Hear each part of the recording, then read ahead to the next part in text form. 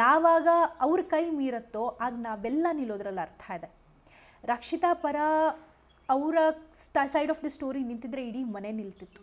I am very sure Ashwini Gowda, Sudhi, Janvi ಒಂದು side ಆಗಿದ್ರೆ ಇಡೀ ಮನೆ ರಕ್ಷಿತನ ಸೈಡ್ ತೊಗೊಂಡಿರೋದು.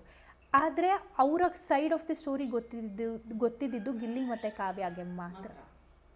ಸೊ ಹಾಗಾಗಿ ಕೆಲವೊಂದು ಕಡೆ ನೀವಾದರೆ ಯಾವ ಮೂಲೆಯಲ್ಲಿ ಏನು ನಡೀತಾ ಇದೆ ಎಲ್ಲ ವಿಚಾರನೂ ವಿಟ್ನೆಸ್ ಮಾಡ್ತೀವಿ. ನಮಗೆ ನಾವು ಎಲ್ಲಿದ್ವಿ ಆ ವಿಚಾರ ಮಾತ್ರ ಗೊತ್ತಿರುತ್ತೆ, ಇನ್ನೊಂದು ಕಡೆ ಏನಾಗ್ತಿದೆ ಆ ವಿಚಾರ ಗೊತ್ತಿರಲ್ಲ.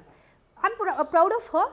ಆ್ಯಂಡ್ ಜಾನ್ವಿ ವಿಚಾರಕ್ಕೆ ಬರೋದಾದರೆ ಅವರು ನೀಟಾಗಿ ಬ್ರೈನ್ನ ತೆಗೆದು ಅಶ್ವಿನಿ ಅವ್ರ ಕೈಯಲ್ಲಿಟ್ಟು ಡೇಟಾ ರೀಫಿಲ್ ಮಾಡಿಕೊಡಿ, ಆಮೇಲೆ ನಾನು ತಲೆಗೆ ಹಾಕ್ಕೋತೀನಿ ಅಂತ ಕೂತಿದ್ದಾರೆ.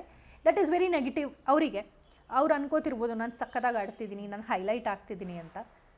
ಬಂದಾಗ ಆ ಇಂಪ್ಯಾಕ್ಟ್ಸು ಅವರಿಗೆ ಅರ್ಥ ಆಗುತ್ತೆ.